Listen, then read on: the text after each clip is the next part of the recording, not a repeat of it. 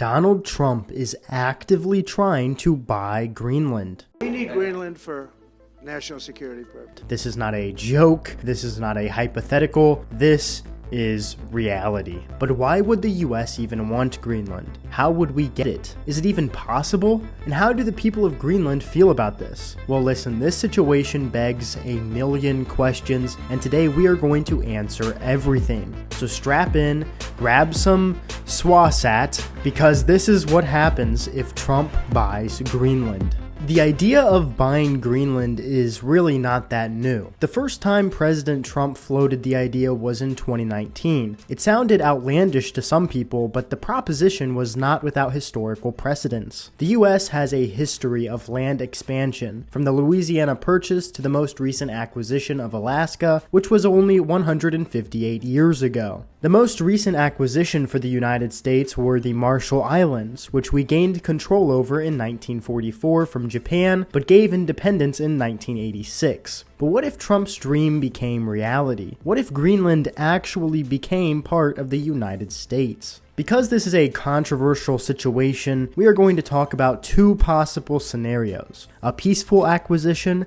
and a non-peaceful acquisition.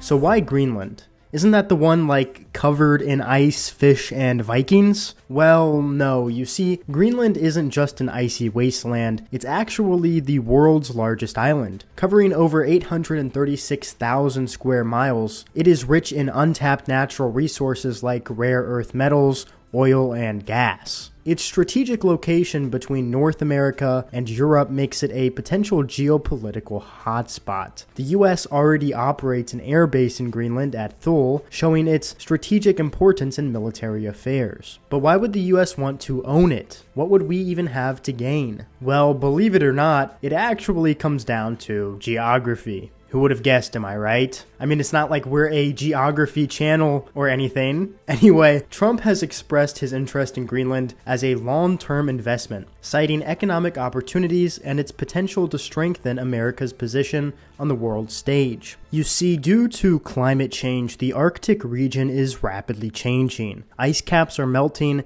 and opening up new shipping routes and access to new resources. By owning Greenland, the US would secure a massive piece of this land opportunity. This would allow the US to compete more effectively with countries like Russia and China, which are already vying for dominance in the Arctic. Additionally, Greenland's strategic location between North America and Europe could enhance US military capabilities, improving surveillance and defense operations while strengthening its influence over transatlantic trade routes. The Arctic is becoming increasingly critical as climate change alters global dynamics. The region is believed to hold around 13% of the world's undiscovered oil and 30% of its undiscovered natural gas. And in case you forgot, America loves oil. Control over Greenland would give the US complete access to these resources. In addition to these untapped reserves, the island's geographical positioning as a bridge between continents could reshape international logistics. And America would really like to be in control of those logistics. Okay, so that's why America wants Greenland, but how would we go about getting it? The most simple way the US would get Greenland would probably be by cash-apping Denmark $70 billion. But sadly, Denmark only has Venmo, so here we are. But seriously, how would the United States go about purchasing a country like Greenland? Well, historically, land acquisitions like Alaska involved direct negotiations with the ruling government. In Greenland's case, the island is an autonomous territory of Denmark, which would have to approve any sale. Greenland became autonomous in 1979 after Denmark granted home rule, allowing Greenlanders to govern most of their internal affairs, while Denmark retained control over foreign policy and defense. However, Denmark was quick to reject Trump's idea, calling it, quote, absurd. For Denmark, the sale of Greenland could mean a loss of strategic influence in the Arctic and a reduction in its economic and political footprint globally. Denmark's historical connection to Greenland actually spans centuries, with its colonial influence dating back to the early 18th century. A sale would represent a symbolic and literal severance of ties, potentially leading to domestic political turmoil. For Greenlanders, the sale could present unique opportunities and challenges. Citizens could benefit from potential economic growth and development funded by investments from the United States, but also the risk of cultural erosion and exploitation of their natural resources. Greenland's Inuit population, which constitutes a majority, has a rich cultural heritage that could face assimilation in the event of such a dramatic political shift. If Greenland were sold, the United States would face legal and logistical hurdles. Greenland's self-governing status means that in order for a peaceful acquisition to occur, its local population of about 56,000 would also need to agree. This could require referendums and major political adjustments. The question of fair compensation would also come into play. This begs one of the biggest questions, which is, how much would Greenland cost? Well, estimates suggest that the purchase would likely exceed several $100 billion, factoring in its strategic and resource value. So what does a peaceful acquisition of Greenland actually look like? And what are the outcomes? Under a peaceful acquisition, the US would make a deal with both Greenland and Denmark on board. America would send them both a big check, and we would assume control of the land and people. There would be a governor established, and it would look similar to the takeover of Alaska. So what are the outcomes? From an economic standpoint, Greenland offers significant opportunities. Its vast reserves of rare earth metals are essential for manufacturing electronics, renewable energy technologies, and military equipment. If the US developed these resources, it could reduce its dependence on China, which currently dominates the rare earth market. Additionally, every day Greenland's melting ice caps are revealing new land for development. The US could invest in infrastructure, tourism, and renewable energy projects. However, exploiting Greenland's resources would come with enormous environmental costs, potentially accelerating climate change and drawing criticism internationally. For the people of Greenland, a peaceful acquisition could also mean greater access to economic opportunities, healthcare, and education. Because let's be honest, the Greenland stock market isn't looking too hot right now. However, it might come at the expense of their unique culture and autonomy. Integration into the United States would require navigating complex legal, social, and cultural changes. So would Greenlanders embrace American governance, or would they resist it as a form of colonialism? Well, from what I've been able to research, it seems fairly split, similarly to the United States. I would say a decent majority of the people are against being bought out by the US, wanting to preserve their ties to the Danish while preserving their culture. Another part of Greenland, however, is upset with Denmark's lack of care for their national defense. They would like to be defended by America and take part in their economy. An important consideration is how a peaceful purchase could reshape alliances globally. A cooperative agreement with Denmark and Greenland might earn the US a reputation for diplomatic prowess. It could signal that the United States is capable of expanding its influence without resorting to violence, which might appeal to allies in Europe as well as strengthen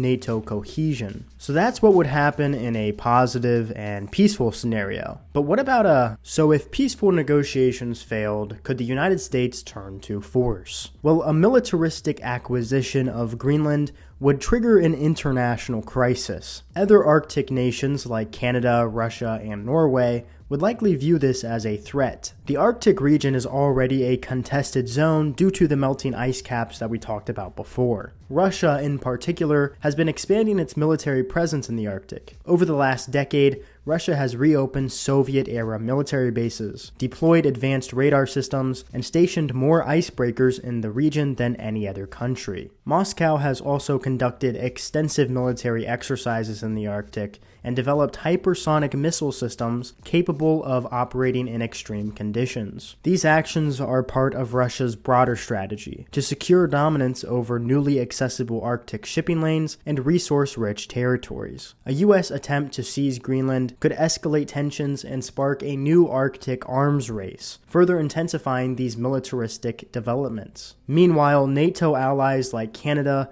might question the United States' intentions, straining our relationships.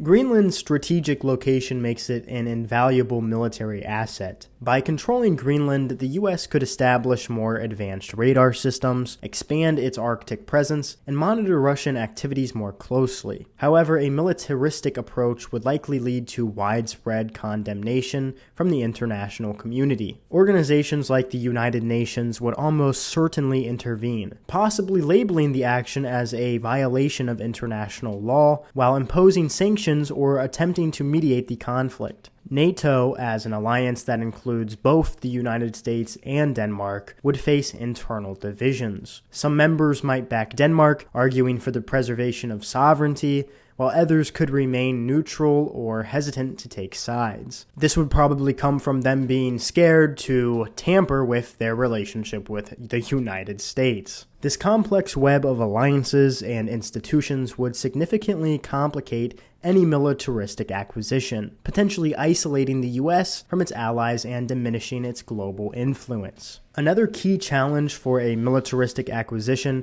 would be maintaining control. Greenland's harsh terrain and dispersed population would make governance and resource extraction extremely challenging in the face of resistance. Guerrilla-style opposition from Greenlanders could complicate US efforts, drawing comparisons to long-term conflicts in Afghanistan or Vietnam. Yes, I'm saying that a militaristic acquisition of Greenland would be sort of like a Vietnam. The people of Greenland would bear the brunt of any militaristic acquisition. Such an action would violate their autonomy and sovereignty, leading to resistance and potential humanitarian crisis. Furthermore, the environmental destruction caused by military operations could accelerate the melting of Greenland's ice caps, exacerbating global sea level rise. Even with a strong opposition, the United States could leverage its economic and military power to pressure Greenland and allied nations into compliance. By offering significant financial incentives such as investments in infrastructure, healthcare, and education, the U.S. could appeal to Greenland's desire for modernization and economic growth. Additionally, the U.S. could threaten to reduce military or economic support to Denmark or other NATO allies unless they agree to concessions. The prospect of advanced defense technologies and a stronger partnership with the U.S. might also sway some nations to favor the acquisition, despite potential risks. However, these tactics would likely deepen internal tensions in NATO and lead to accusations of coercion. International organizations like the United Nations or NATO would play a crucial role in responding to any militaristic actions. The UN could lead diplomatic efforts to resolve the crisis, impose economic sanctions on the US, or even authorize peacekeeping missions to protect Greenland's sovereignty. NATO, being an alliance of mutual defense, could find itself divided, with Denmark seeking solidarity from other members. These actions would further complicate the US's geopolitical standing, potentially isolating it from allies and creating long-term consequences for international relations. Beyond direct intervention, the international community could also launch campaigns to raise awareness about Greenland's unique cultural and environmental heritage. Such campaigns might galvanize public opinion against militaristic actions, putting additional pressure on the U.S. government to seek peaceful solutions. So, what would happen if Trump bought Greenland?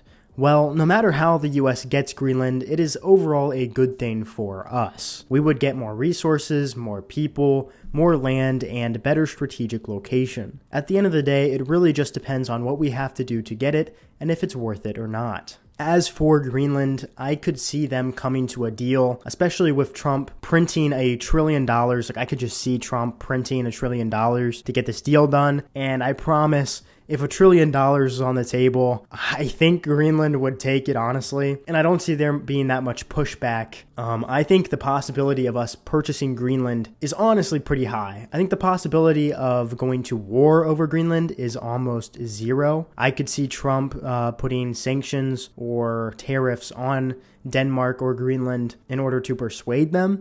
But but I don't see us going to war over Greenland. I think a purchase is way more likely, and I think it is something that we could see happen. But whatever happens, it will be interesting to see how this situation plays out in real time. And you better believe that if something major like Trump buying Greenland does happen, us at GeoBro will be here to help guide you through it. Subscribe,